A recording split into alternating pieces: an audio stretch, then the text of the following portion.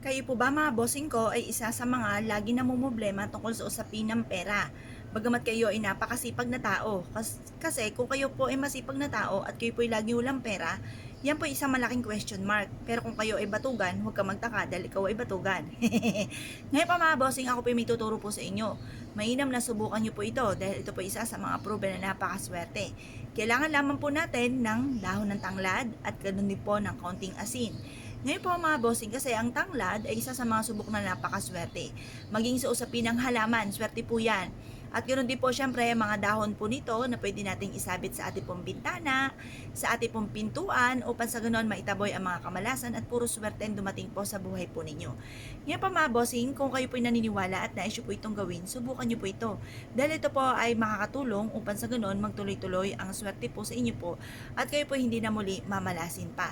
Kung lubog ka sa pagkakautang, ay mainam na meron kayong ganito upang sa ganon kayo po ay hindi na po makaranas pa ng pagkakalubog sa pagkakautang. Yung ba tipo na i-adya ka naman kung saan lagi ikaw ay suswertihin. Proven po ito.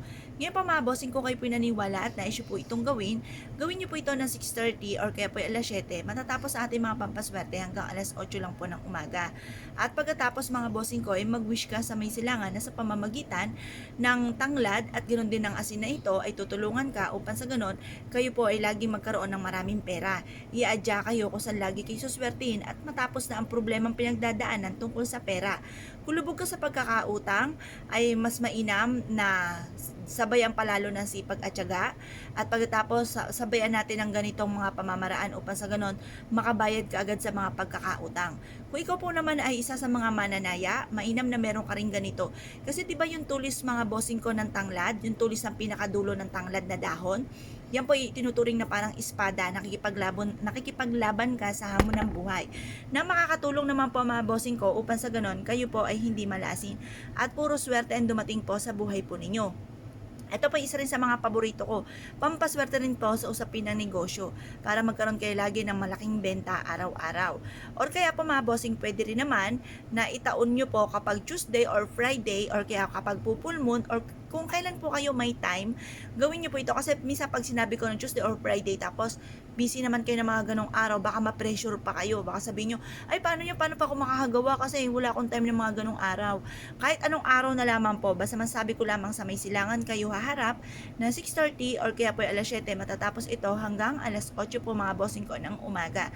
Mag-wish ka na mula sa inyong pong puso. Maglaan ng ilang minuto ng pag-wish na mula sa inyong pong puso, kung ano binubukan ng inyong pong bibig, yun din po tinatakbo ng ating pong isipan. Kung naniniwala po kayo at nais po itong gawin, wag na po kayo magpatumpik-tumpik pa. Subukan niyo po ito. Proven po ito na maswerte. Ngayon po mga bossing, kung kayo po naniniwala, wag na po kayong mag-alinlangan pa. Subukan niyo po ito dahil marami rin nagpatotoo na sila po ay sinuwerte po dito mga bossing. Pero syempre, kagaya na nabanggit ko sa inyo, kailangan maging positibo ka sa buhay. Kasi kung ikaw ay nega at gagawa ka ng ganitong mga pamamaraan, baka hindi ito tumalab, at baka kayo magalit pa sa akin dahil nga po hindi tumalab. Kaya mas mainam, positive lamang po tayo mga bossing. Laging ibubukas sa bibig panay mga magaganda at yung mga pangit ipagdadasal po natin. Yun lang po mga bossing. Salamat po!